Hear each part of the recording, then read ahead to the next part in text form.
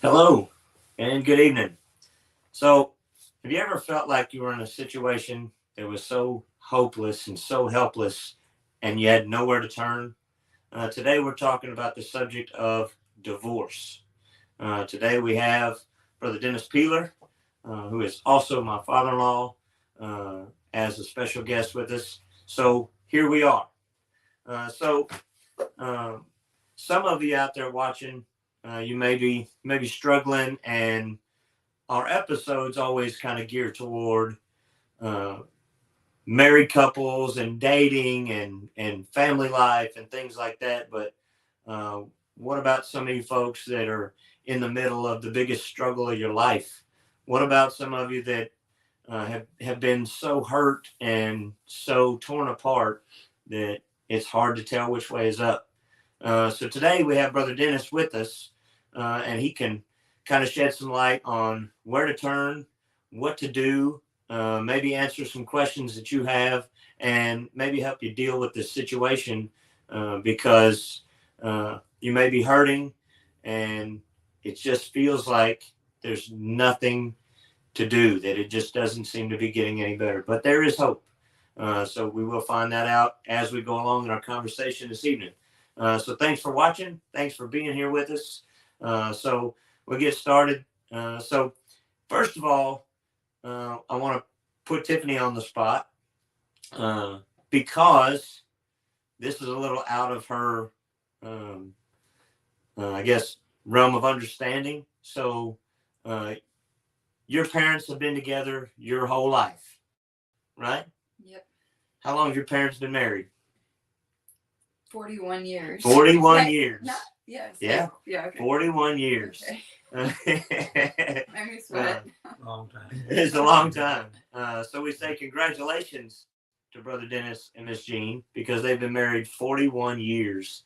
Uh, so I come from a broken home uh, multiple times because my mom and dad, after they got divorced, they each got remarried, and then I had to kind of go through the divorce of those situations too. So it was a little bit rough. Even on the kids, it's terrible, and it could be really, really, really hard on the kids. But sometimes in the legal system, they push it because there's money in divorce, right? Uh, there's there's a paycheck in getting divorced. Now, I'm not talking bad about those of you that are attorneys that are watching this show, but I'm just saying there's money to be made. Where there's chaos, there's money to be made, right? So um, I had a friend that was going through a really tough time uh, back several years ago, and when he went in and talked to an attorney, he asked the question, what about my kids? How's this going to affect my kids? I've never experienced anything like this before.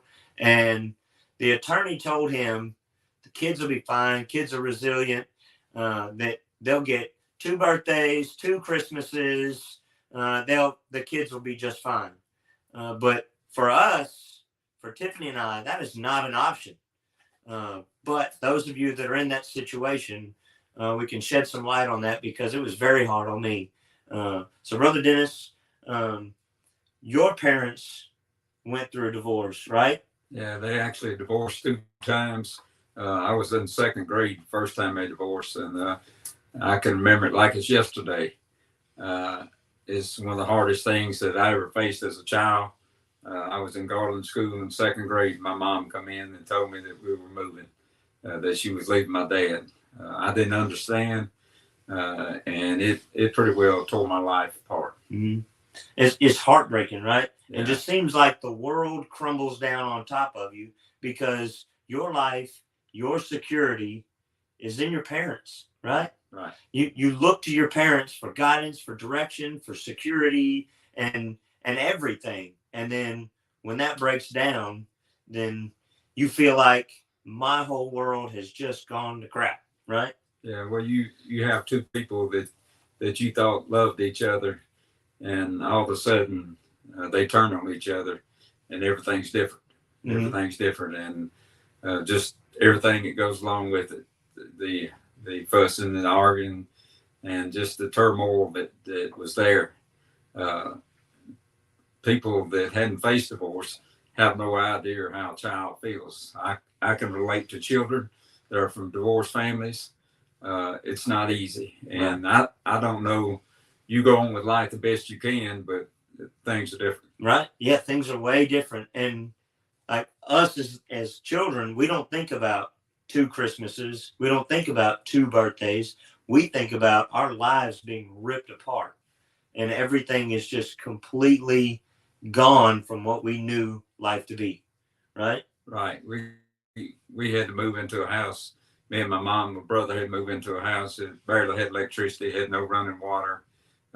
It was cold. I remember being so cold in the old house, and all I wanted to do is just go back home and us be a family again. Mm-hmm. And that's the hope for us as kids, to just see our family just go on forever, because that's what we know.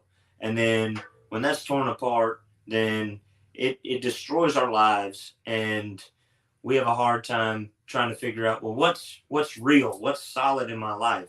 And there are a lot of kids out there today that are already struggling.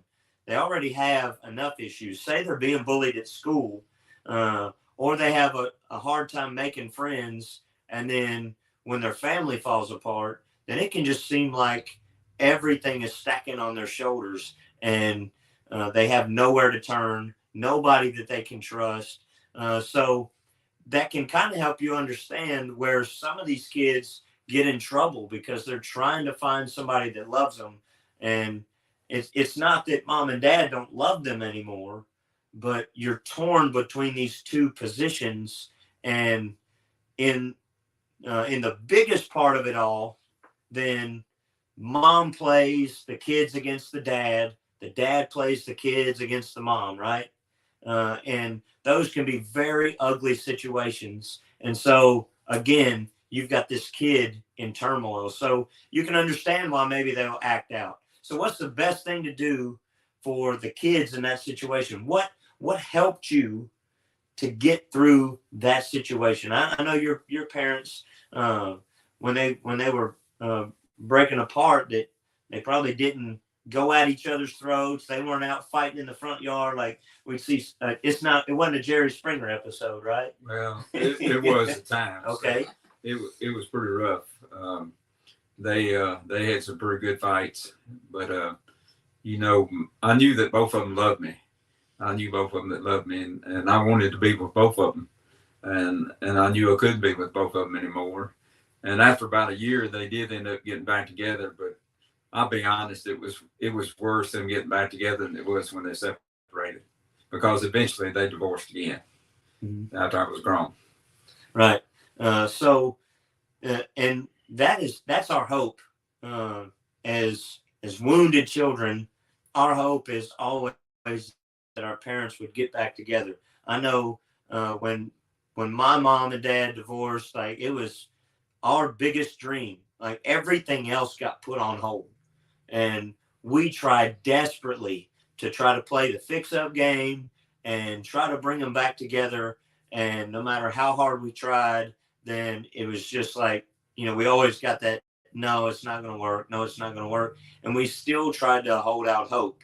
And then our parents both got remarried, and I ended up with stepbrothers and stepsisters and things like that. And so we had to make adjustments. Our family doubled in size very quickly. And so that was different. And then also having to deal with the other side, the broken home on the other side that brought kids. So that's some conversations that could take a very long time. But what we want to get into is also not just the kids side, but for the adults, those of you that have been just torn apart by divorce, experiencing it yourself. So Brother Dennis, you've been through divorce firsthand. And so some people that may be watching, some of you church folks, you may be thinking, oh my goodness, Brother Dennis is a preacher. He's been divorced. He can't be a preacher. But the whole thing is, are you calling him to be a preacher, or is God calling him to be a preacher? So the crazy thing is that in the church, that you could kill your wife, go to jail, get out of jail, and still be a preacher. But if you were divorced from your wife, you can't be a preacher. Right. So that doesn't make any good sense. So tell us just a little bit of the struggle that was there, and how it kind of turned things. Like, you were saved, you were a Christian man, and then all of a sudden this terrible situation happened. So it took you through a dark time, right? Oh yeah, going through divorce of my parents was absolutely nothing compared to going through a divorce myself. The person that you divorce, it's I think you could actually face a death easier than you could divorce. When I got married the first time, I had made up my mind, divorce will never happen to me. When I get married, I'll be married for life. And because of the circumstances that happened that I won't go into, to keep my sanity, I had only one choice, and that was to file for divorce.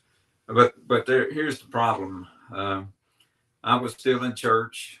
I had been active in church. My wife had been active in church. After a divorce, nobody came, and nobody ministered, nobody helped. I was so broken and so hurt that I actually run from God for 7 years because of the divorce. And it took me a long time. It didn't take me long to forgive. It didn't take me long to forgive, but it took me a long time. And I don't know that you ever get over it. And of course, God had called me as a youth when I was about 16-year-old, 15-year-old. He called me into the ministry. And because of the divorce, I was basically outcast and told that I could never preach because I'm divorced. Well, God had called me, and I listened to him for a while, but I finally came to the point where I realized, hey, God called, not man. And I'm going. I've made up my mind. I'm not going to let this stop what God's called me to do. And so I went forward with it, and it hadn't been easy. I could share a lot of things with you where I got hurt bad along the way.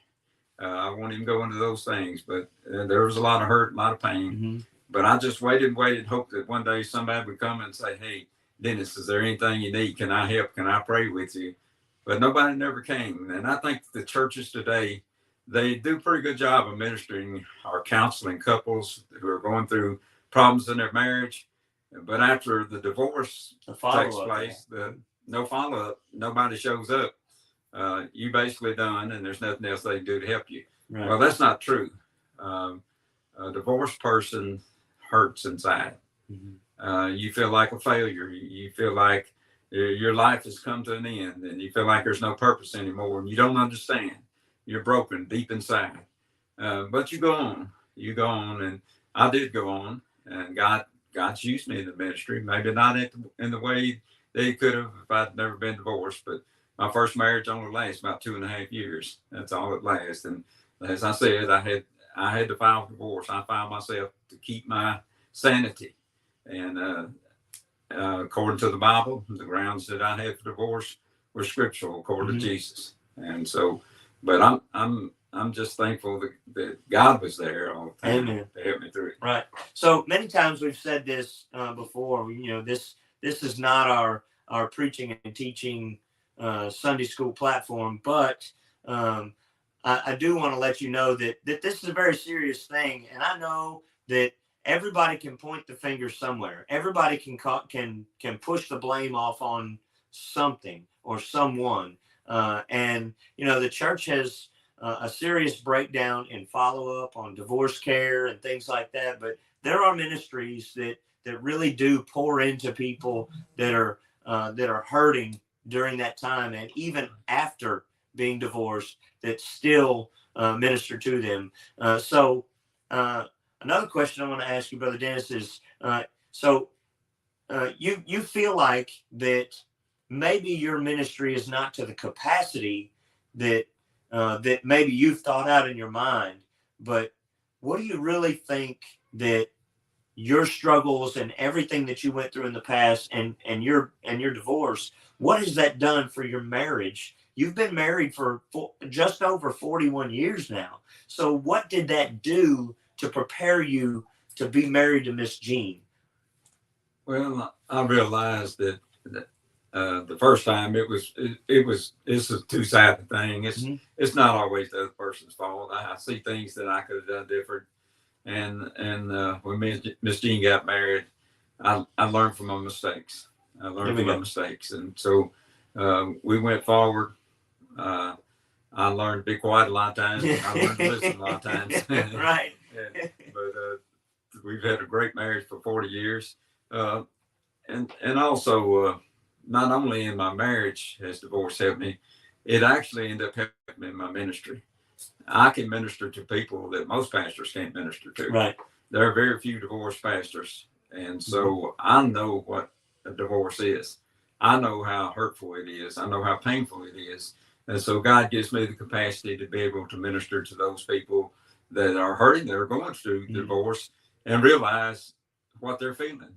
Right. I didn't have any children, so I can't really minister to anyone who is divorced with children. I know it's a completely different situation, a whole lot more difficult situation, but I'm thankful to God that I did learn things to help me in my ministry and things that helped me in my marriage. God had a plan, God had a purpose, and He brought me through it all. If I can say so, that me being on the outside looking in of your ministry, and I've been around you for a long time, I believe that the struggle that you went through and the struggles that you had to overcome, I truly believe that it increased your compassion on other people, and it prepared you not to just be a preacher, but to be a pastor, to have the compassion, have the love for other people, and really pour yourself into them, because you have met them on an entirely different level than a lot of other pastors. But I believe that that through it all, also, that I believe that that it has given you a humility that truly in this day and time is unmatched. And I've seen you to just be a humble servant and a man of God in ways that I haven't seen in a lot of other people. So we understand that we really don't fully see all the details, and we don't know the greater plan. And I don't think that God ever intended for you to be divorced, but the situation, He uses it for His glory. Right. If you look at the people that you've been able to minister to over the years and the capacity that you've been able to help them in, do you think that you would have been better? Really, honestly, do you think you'd have been a better pastor if you'd have had a different past? No, I wouldn't change anything. I think God had a purpose for all of it. I'm not saying He has a purpose for divorce. I know He hates divorce. I hate divorce, but I believe that I am a better person because of what I went through. God, sometimes we have to go through the fiery test in order to be what God wants us to be. And so even though I struggled for years, when God called me back, the call that He had on my life never went away. The day I surrendered, I even had a pastor put his finger in my face and tell me that you'll never preach if I have anything to do with it. I kind of crawled out of the church that day, but you know what? I got back up on my feet, brushed the dust off, and I told the Lord, had a good talk with Him. He said, I want you to preach. God calls, who can uncall? Right. So here I am. Here we are. And I'm thankful that God brought me along the road that He's brought me along. Right. Because I've learned a lot, and I'm able to help people that's going through some struggles that I went through. Right. So that was going to be my next question. You actually kind of touched on that. Is, you know, we get enough grief and enough struggle from the world, and there's probably a lot of people that are watching this that they probably feel the same way, that sometimes the worst people are in the church, Right. right? You know, they would treat you the worst and they would cut you the deepest. And so you went through that firsthand. Not really, and that was kind of my point of the compassion and the humility that you have, is because you saw how church people treated you and how some of the leaders in churches treated you, right? Right. And you've been able to say, you know, honestly before God, to say, I won't treat people that way. And we, if we read our Bible and we see where the woman was caught in adultery and she was brought before the religious leaders and Jesus himself, and they said that this woman must be stoned. You know, there's a lot of people in the church that got rocks in their hands and they're ready to launch them, right? Mhm. And they're not just little pebbles. They're going to find something that fits the size of their hand and they're going to hurl it at you. And they're not just going to throw it lightly. They want it to hurt, right? So, but you found redemption in service to God and being called according to his purpose. And you've been able to overcome, and you've also been able to pour into so many lives because you refuse to be a part of the stereotypical church member. You know, a lot of people that attend a church may not necessarily have a relationship with God, and so they can be some of the meanest, rudest, most hurtful people, right? Right. But we know also that the church is the hospital for sinners, so it is the place where they should be. But in that, sometimes we get treated the worst by the people in there. Right. So I love seeing uh, the progress and the many different facets of your ministry, and how God has used you over the years in great ways. And you might not even think that they're great ways just because of the humility, but just to continue to pour yourself out into those that are lost, that are searching to find their way. They're hurting in whatever aspect of their life they're hurting. So I tip my hat to you, Brother Dennis, to go through all the crazy things that I know about your life, and to hold your head up and continue to just trust God in all those situations. So it takes a strong faith to be in a situation where you thought you were doing all the things right, and in those moments you may think, I didn't do anything wrong. And when somebody calls you out on your faults, then you get defensive, and then things fall apart. And it's very hard to not shake your fist at God and blame God for the problems and the bad situations, but instead, Brother Dennis, you're a testimony to being humble, submitting yourself to God, and allowing Him to work in your life to fix the hurt, to fix the broken places, and to see great things come from it, from the worst possible situation. One thing that God really taught me through the divorce and through all the hurts of life, through the ministry and the hurts in ministry and different things, is forgiveness. He tells us that he'll forgive us only as we forgive those who trespass against us. So that's one thing God's blessed me with. I forgive them all. I have forgiven them all a long time ago, and I don't carry that burden. I want to tell people out there that have went through a divorce, you got to forgive, and you got to put the past in the past, and you got to remember, that God loves you, and that you got to forgive. Maybe somebody hurt you. I've been hurt, but you know what? I forgive them. You've been hurt. You got to forgive them. You got to go on with your life. It's sad that you had to go through a divorce, or sad that you had to go through hurts in the church, but you know what? God forgive us, so we're commanded to forgive them. And so I've been able to do that. He's given me just a big heart of forgiveness. I haven't got a hard feeling towards anybody in this world, and I'm thankful for that. Awesome.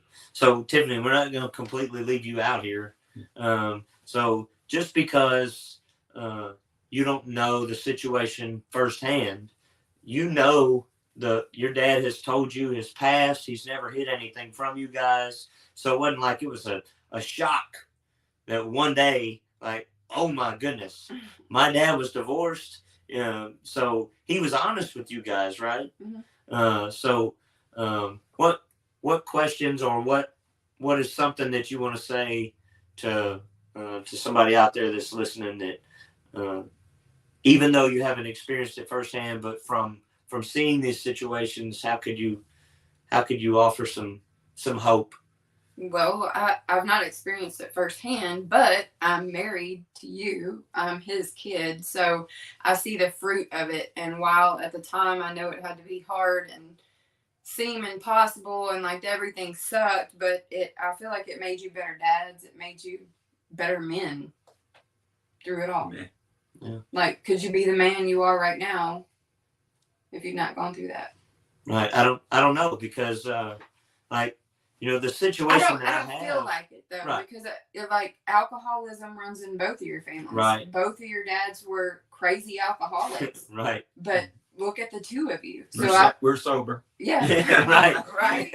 So I mean, I feel like you could have, if they had just hung around and your moms had just put up with it and the fighting, and that you grew up in that lifestyle, then that's what turned out well. Yeah, you might think, well, this is how a relationship is supposed to be. This is acceptable. I just go drink and Yeah, and so what I want to point out is that I don't know the numbers statistically, but there's been countless studies that talk about the broken homes and the father not being in the home, or the mother not being in the home. There's two sides to every coin. So we're not pointing a finger at any one side. But the issue is that statistically, that a child or children from a broken home are more likely to end up in a broken home themselves and repeat the process over and over. And so what helps in this situation, and I hope you're listening, is that even though the two of us come from a broken home, that Brother Dennis has been married for just over 41 years now, with 3 wonderful kids, and now how many grandkids? 11 grandkids now, and the newest one is just a little guy. And then I have been married to Tiffany for almost 18 and a half years. And December this year will be 19 years for us. And so I believe that seeing those things and seeing those struggles and going through them, that they have helped me to realize, hey, look, I'm not perfect. And I can't expect her to be perfect, but like we've said in the previous episodes and stuff before, that marriage is 100-100. It is not 50-50. Right. And if you go into it looking at 50-50, then you're always going to think, well, I've met you my 50%. But you have to be willing to go the full measure. You have to be willing to go 100% and give yourself to the other person. If I can't give myself to my wife, then would she be more likely to find somebody that would give her their time and their efforts? Right? Mm-hmm. So what would you say? Do you have anything to add to that about anybody in a troubled situation or in a struggling marriage? What are some gifts that you can give them, some nuggets to just say, look, there is still hope. There is still forgiveness available, even if you have been hurt the most. Well, people give up too easy nowadays, and I just like to say, don't give up. Find you a good Christian counselor. Talk to your pastor. But most of all, talk to God. He's the center of it all. I always said that Jesus is the glue that holds it all together. And without him in the center, it'll never work. And my prayer is that if you're struggling and you're thinking about a divorce, don't. You ain't got to do it tomorrow. Pray about it. Pray with each other. And Who knows? God can renew. He can restore. He's in that business. On the other hand, there's some cases I realize where divorce is going to happen. Let me tell you this: life goes on the other side of divorce. That's not the end. That's not the end of it. Life goes on, and God's got somebody for you out there. I'm not encouraging you to get divorced, Right. but what I am saying is, it goes on, and He's got a plan. He's got a purpose for your life. And there are options. There are places and there are ministries that offer divorce care. So if there's any of you watching and you're looking for help, you're in a bad spot, and maybe you're in the middle of a divorce, but maybe you're just getting over a divorce, but still need someone to help you. Just, you don't have to put anything in the comments, because I'm not looking for anything to boost our page on this. I want to be able to try to help you. So send us an email at soherewearelive@outlook.com. Once again, that's soherewearelive@outlook.com, and send us an email. That way it's private. Nobody has to know your business, but we can do the research. We have a network of pastors and churches that we would put our name on. We have people that we know that would be willing to counsel you and willing to meet with you to help you get through these very hard, very tough times. So we don't want you to tag anybody, but email us. That way it's private and none of that information gets out.